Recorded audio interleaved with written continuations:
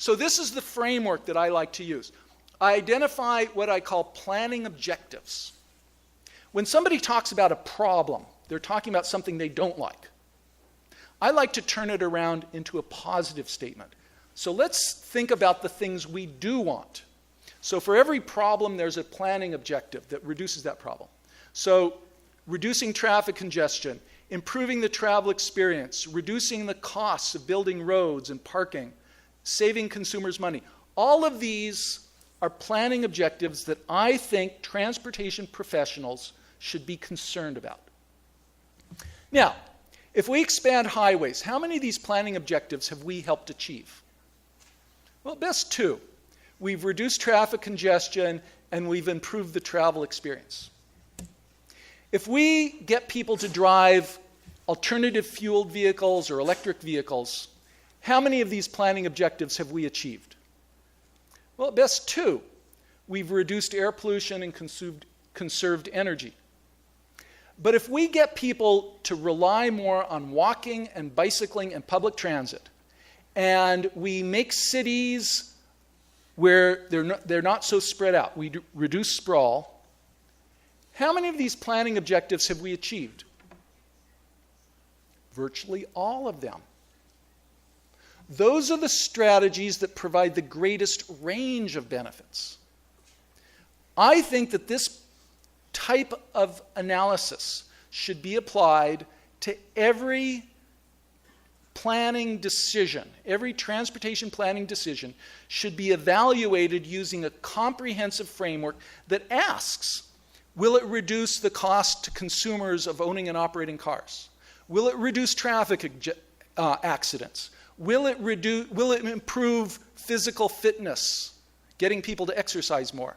Those are just as important as asking, will it reduce traffic congestion? Now, in my career, I've done a lot of work where I put dollar values on these different impacts. So this is one graph that looks at the costs of operating a car, the costs of driving a car to the user and also to society. So, here's the cost. It's about 25 cents per mile, or about about half a real per mile. And here's what's interesting. Traffic congestion, when you do the analysis, traffic congestion is actually a modest cost overall. And actually so is air pollution. This is not to say they're not important. They are important. But the point is, if you had a congestion reduction strategy or a pollution reduction strategy, but it increased traffic accidents, that would be not cost effective. But a congestion or pollution reduction strategy that also reduces accidents or reduces the cost to consumers of owning a car or reduces parking costs, those are much more valuable. The congestion reduction adds to the parking cost savings and the accident reduction add to the congestion reduction. And those are actually larger in magnitude. So if you do this analysis, you would emphasize the strategies that provide co-benefits. Okay, so in order to do this, we need to reverse the priorities. In the past, most transportation planning focused on accommodating more and more automobile travel. And walking and cycling were given very little value. A sustainable transportation hierarchy puts walking and cycling at the top, public transit next, and then at the bottom is private automobile travel. We're not saying we're going to take away everybody's car. What we're saying is when there are limited resources, when there's only so much road space or only so much space for parking, that the resource should give walking, cycling, and public transit priority. Current planning does just the opposite. Now, I don't know how things are in Brazil, but in North America, walking and cycling represent at least 10%, somewhere between 10 and 20% of total trips. It's probably much higher here in Latin America. But here's the thing. Here's the share of funding, of expenditures by the government on walking and cycling in North American cities. How would that be in São Paulo or other Brazilian cities? What portion of the transportation funding goes to improving walking and cycling? Probably a tiny amount. If based on my experience trying to walk around, it's not very good to walk around. It wouldn't cost much. If you look at the total transportation budget, shifting 5 or 10% of that budget to improving walking and cycling would have a revolutionary effect. Okay, so we could talk about the economic theory. Economic theory says people should pay for the costs they impose. So that means economic efficiency requires that motorists pay directly for using roads and parking facilities with higher rates during congested periods to internalize congestion costs. This is the most, you don't have to be radical anti-car. This is the most basic economic concept. And we can apply this to revolutionize the way transportation is done in cities. It turns out there are very significant costs for the roads, the parking facilities, fuel, and vehicles. This is what it costs to travel by car. Here's what it costs to make the same trip by special buses. You know, if you were to build a whole new BRT system, and here's what it costs if you simply use your existing buses. It's far, far cheaper if people commute to work in terms of total cost. Far, far cheaper if you can get people to use public transportation, well, walking, bicycling, and public transit, just in terms of the cost. In this case, it's cost per day. So what does it cost to accommodate a commuter, somebody traveling from their home to work, by car, by new bus systems, or by existing public transportation? And yet we're failing to favor walking and cycling and public transit. We're failing to give people the incentive to choose the cheapest option. And these traffic problems, or what you could call costs, the costs of automobile trips are much higher, or highest, in large cities that are growing rapidly, that are sprawled, so a lot of people want to drive their cars, and have rising incomes, so more and more people are buying cars. Are Brazilian cities reflecting this profile? Sure. Brazilian cities are the types of cities that are facing the worst traffic and parking problems, and air pollution, and accidents. Now that sounds really bad. What's the positive way we can say this? If you can implement the policy reforms that get people to drive less and rely more on walking and bicycling and public transit, you are delivering huge benefits, particularly in the large cities in Brazil, because they have the profile for which those car trips have the highest cost. These are the types of cities where it is particularly beneficial to get somebody who can afford a car to leave that car at home and use public transportation or bicycle to work, so they're not putting this burden. And there's research that shows that the quality of public transit, the quality of public transportation determines the intensity of traffic congestion in the city. So even people who are going to keep driving benefit if the public transit service improves so that their neighbors will start using it rather than driving. Everybody can benefit from creating that public transit system that attracts discretionary travelers. Now, you've probably seen some of these images, but I'm just going to go through them. Of course, cars are very space intensive. A bus is very efficient. Bicycles are also very efficient. Here's another way to look at it. A highway lane can carry about 2,000 people if they're all driving alone in their car.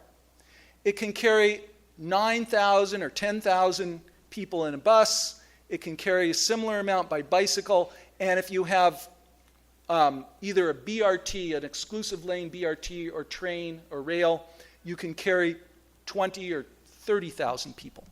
It's simply a matter of efficiency. You don't have to be an environmentalist. I am an environmentalist, but you don't have to be an environmentalist to say that public policies should favor public transit over cars, because it's simply space efficiency. And it becomes even more dramatic when you take into account the space required for parking. So every time somebody drives their car to work, they need a parking space at the work. And there's ways that you can analyze the amount of land that's required both for the car trip when you're driving on the road and then the parking space. The metric, the unit of measurement is the square meter minute. So you multiply the square meters that they take times the number of minutes that they require. And it turns out driving a car from the suburb to the city requires a huge amount of space. Compare that with bicycling or walking or public transit. Cities are places where lots of things happen close together. So a city requires space efficiency. It requires favoring the space-efficient modes. So here's one way to think of it. If you have a very small city, then a lot of the travel can be by car. This blue represents car travel. But as the city gets bigger, to medium size, to large size, and to very large size, if you want more people traveling to your city efficiently, then more and more of the travel to that city has to be by public transportation. The public transportation is the way that you can get people to downtown São Paulo and allow downtown São Paulo to continue growing. Or here's another way to think of it. Here's the optimal automobile mode share, the portion of trips by car, when you go from rural to suburban to small city to large city to a city center. It needs to go down. There just isn't enough room in a city center if 80% of the people are going to drive. How well does downtown São Paulo do to convince people, more people who are traveling to downtown, to use alternative modes? Not very well. It can do better. Okay, so, and here's the trick. If you have poor quality public transit, then most of the trips will be by people who are transit dependent. They couldn't drive. As the quality increases, you get more what I call discretionary travelers, people who could drive a car. This is where you get the benefits, the congestion reduction, the parking cost savings, the air pollution reduction, the increased traffic safety. This occurs if you can have this high quality travel, so a greater share of the discretionary travelers to your city will use public transportation. Now, I'm going to have to rush a little bit. I just want to show you some slides that reinforce what you heard earlier. This graph shows OECD countries, so countries throughout the world, their per capita vehicle travel and per capita traffic fatality rates. Somebody that's taken a course in statistics, tell me, what does this graph show? If you live in a country with high per capita vehicle travel, what do you get? High death rates. Here's a graph of cities. And this shows that as public transit ridership increases, traffic fatality rates decline. Is that surprising? No. This is one of the benefits that you can provide if you can create the kind of city where discretionary travelers, people who can afford a car, say, I'm going to use public transportation. Air pollution. Obesity rates. Now, actually, Brazil is not the worst, but countries all over the world are experiencing more and more people being overweight and sedentary, and that's a major contribution to early deaths. Let me turn this into a positive statement. What strategy can city planners use so that people will get exercise? Okay, when you're young and going out on dates, you might go and work out at the gym 3 or 4 days a week. But once you couple up and fall into a middle-class lifestyle with children and a busy job, how many people are going to keep exercising at the gym throughout their life? Very few. If you want to increase physical activity for the highest risk population, the people who are sedentary, not getting enough exercise, about the only 2 strategies that you can use are to create neighborhoods where it's normal for people to walk and bike to run errands, and to get them to have a little dog. Because it turns out if you have a dog in your apartment or your house, you're more likely to get exercise. So thank goodness for dogs. Okay. So there's also affordability. It turns out people who live in cities with good walking, bicycling, and public transit spend less on transportation. There are huge financial savings. Also, those savings mean they have more money to spend on local goods. So, of all the ways that somebody can spend their dollars, all the ways a household spends their dollars, filling up the tank of your car with gas creates fewer jobs than almost anything else. But if we can help people save money and spend less on cars, they have more money to spend at restaurants, on schools, on clothing, on house improvements, and that creates more jobs, more regional jobs, and public transit turns out to have the best. Money spent on public transit is the best. So it does turn out that in the cities with high mileage, so the cities, the US cities, where people drive a lot, their productivity tends to be lower. This is what we're all supposed to be very concerned about. We want more jobs and more economic productivity. And it turns out when you do analysis, the cities that are more transit-oriented have more productivity, more regional productivity than cities that are more automobile dependent. And that's partly because the people who live in those cities are spending more of their money on gasoline. In automobile dependent cities, people spend more money on gasoline, and that means less money to spend on locally produced goods.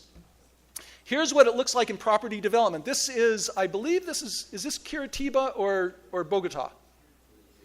Yes. Okay. You see where the BRT line goes? This is value. This is real estate value. People want to live close to those BRT lines. How well is São Paulo doing to create BRT corridors so that people who want to live near the BRT are going to be able to do that? Is it doing a very good job? It's starting to. That's what your mobility plan says, but there's more work to be done. Okay, and then there's also fairness. In any community, there are some people who can't drive. They're too young, they're too old, they have a physical disability, or they're poor. How well does your transportation planning do to guarantee that if you're a wheelchair user, you can get around your city on your own, that you can wheel to the bus stop safely and easily, you can get on the bus, you can travel all over the bus network, you can go to your destination? Not doing well? Okay. What's the positive way to say that? You can make your city far, far better if the city were to hire wheelchair users as the pedestrian environment inspectors. So the city could hire people who are using a wheelchair to be the ones who sign off whether a sidewalk or a curb cut or a crosswalk is adequate for everybody. Okay, and then of course we want to use public transit to move people efficiently. Now, I hope I don't sound negative, because I want to emphasize São Paulo has an excellent strategic plan. Raise your hand if you were involved in the planning process for São Paulo's strategic mobility plan. Yeah! Let's give them, yeah! Good work. Thank you. Okay. If it's fully implemented, you will deliver huge benefits to the people and businesses in your city. But most of the people who will benefit, they don't know it yet. They have not seen your excellent bus rapid transit system. They haven't seen the pedestrian improvements and the cycling improvements yet. They need to be convinced. So your challenge, your next challenge, is to communicate the benefits of improving walking and cycling and public transit and reforming your policies in ways that people, the people, the citizens of your city will understand. Now, we saw some great presentations on the health benefits.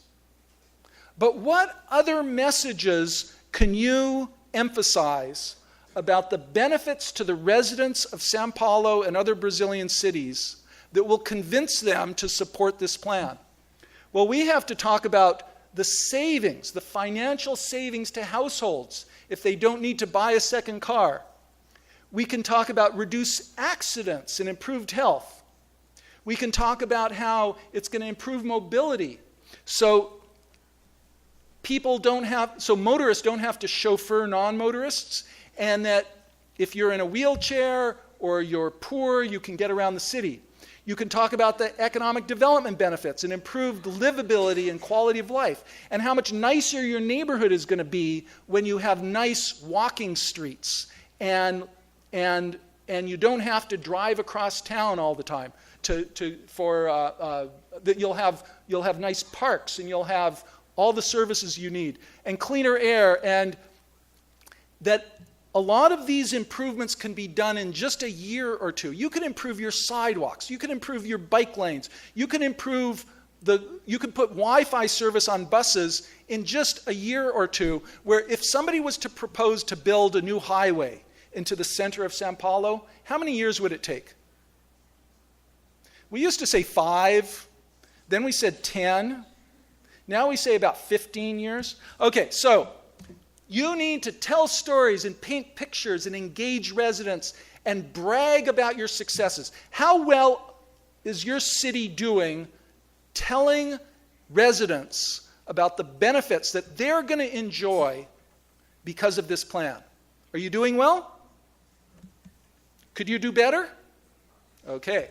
So, I want to emphasize this is not anti-car. Motorists benefit too. Motorists have every reason to support these improvements because it reduces their traffic and parking congestion, it improves their safety, it reduces their chauffeuring burdens.